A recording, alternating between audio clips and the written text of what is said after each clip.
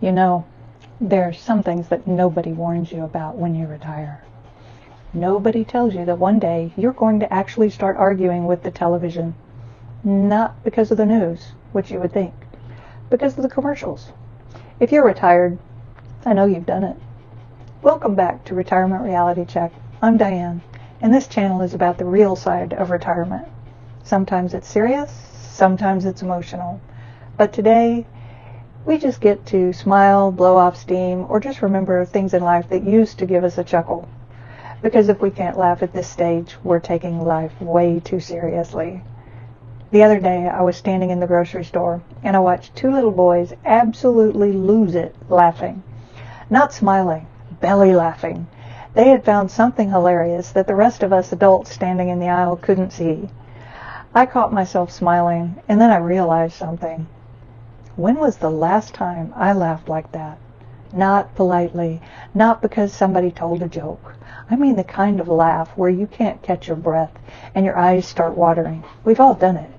Somewhere along the way, us adults become so busy carrying responsibility that we forget how to simply enjoy the moment. When I was younger, I laughed because life was easy.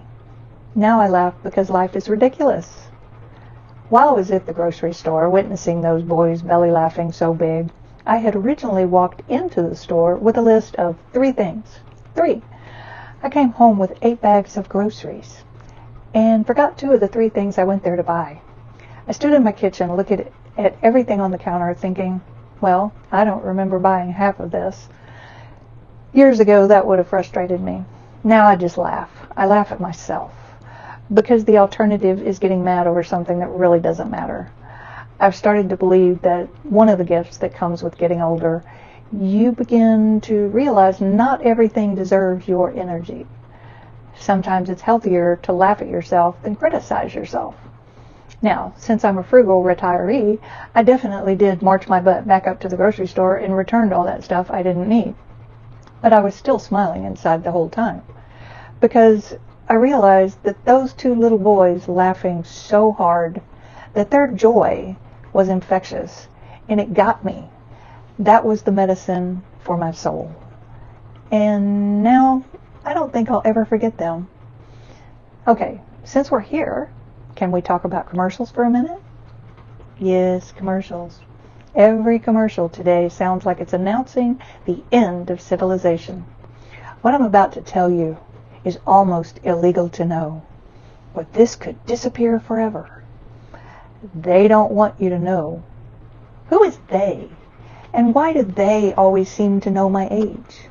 I'm starting to think my television has access to my Medicare records. I've been retired for a while now, and I've got plenty of time. I'm willing to help investigate. I want to know who they is. And why is everything NASA engineered? My pillow, NASA. My mattress, NASA. My garden hose, probably NASA, or at least it says that on the box. I thought NASA was trying to get us to Mars. Apparently, they've been busy designing orthopedic slippers. Every time I hear one of these commercials, bragging that something was designed by a NASA engineer, all I can do is think of My Cousin Vinny. If you've seen that movie, you know exactly why that makes me smile. If you haven't seen it, what the heck have you been doing with your life? Another commercial type these days is very interesting. So many of them seem to announce this secret may not be available next week. Really? Because I've seen the exact same commercial every afternoon for 3 years. Or, here's a good one. The government is going to shut down production next month because this product is so powerful.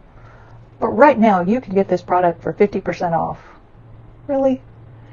You know what finally hit me one day? I was sitting in my recliner, watching television, and during one commercial break, I counted them. One commercial after another. A pill, another pill, a reverse mortgage, a hearing aid, an insurance company, a funeral plan, another pill. I thought, well, good grief. According to my television, I'm either about to fall down, forget my own name, lose my hearing, spend my kids' inheritance, or die before the next episode comes on. And then, the medicine commercials. They always start with these beautiful people walking on the beach, smiling at each other like life is absolutely perfect. Then the announcer comes on. Ask your doctor if this medication is right for you. Okay. Then comes the part that gets all of us. The side effects may include dizziness, blurred vision, nausea, liver damage, kidney damage, uncontrollable diarrhea, spontaneous yodeling. Okay, so I added the yodeling. It wouldn't surprise me though. By the time they're finished reading the side effects, I'm not sure whether we need the medicine or therapy from watching the commercial.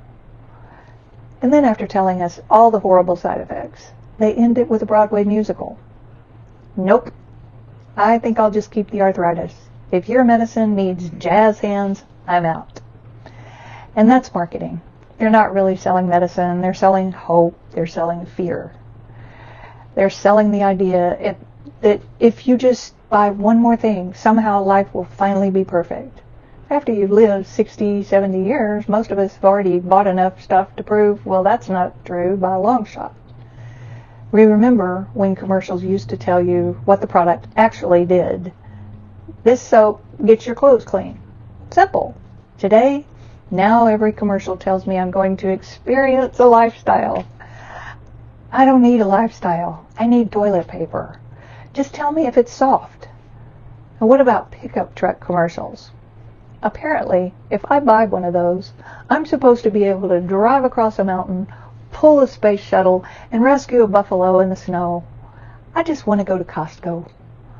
Let's talk about passwords for a minute. I want to tell you what happened to me, and I'm certain some of you have been through the exact same thing. I had a gift store after I retired. Notice I said had. We'll talk about my business decisions another day because that's a whole other video. Anyway, we had the typical website, Instagram, and TikTok accounts. One day, I went to sign into the Instagram site, and my password that had been stuck on the wall for the last 2 years sprouted legs and ran off in the middle of the night. I tried every password I could think of. You know, your trusty passwords that you try for almost everything. Well, nothing worked. I contacted Instagram about what was going on. They said I needed to send them my ID, which I did. I originally set up the Instagram account with that same information and that I was now sending them. Okay, so no problem, right?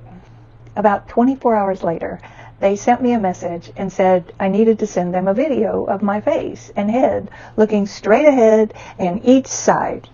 Strange request, but I figured, okay, here you go. After about 2.5 more days, they sent me another message saying they cannot authenticate me as being the owner of the Instagram account, that my likeness appears to not be associated with the Instagram page. It's a gift store, you idiot. We're not selling pictures of me. Needless to say, with things the way they are these days, I was never able to recover our Instagram page, and that's after 2 years of work had gone into it. Gone. Zilch. And there's no one you can call. They don't have phones where they work. Getting older is funny. It's frustrating sometimes, it's confusing sometimes, but it's also full of moments that every one of us shares, and I think that's one of the best parts of retirement. We finally have enough time to laugh at ourselves and the things around us because we realize we're all just trying to figure out this retirement thing together. I found an old family photograph not too long ago. Everybody in the picture was laughing. Some of those people aren't here anymore, and for just a second I felt sad. But then I realized that photograph wasn't reminding me about loss at all. It was reminding me how much laughter those people left behind. That's a pretty wonderful legacy to leave the world. Better than money, I think. Maybe getting older isn't about trying to stay young. Maybe it's about making sure we're still giving people reasons to remember us with a smile. You know, none of us gets to choose how many birthdays we'll celebrate. But we do get to choose what kind of person walks into the room. The one carrying every burden, or the one who still knows how to laugh. Happiness doesn't always show up and knock on your door anymore. Sometimes at our age, we have to go looking for it. Now that's retirement reality. What's the funniest thing retirement has taught you? Leave me a comment. I'd love to hear it. And if you're enjoying these conversations, please like and subscribe. Until next time, remember, Retirement isn't the end of the story. Sometimes it's when the best stories finally begin. See you in the next one. Bye.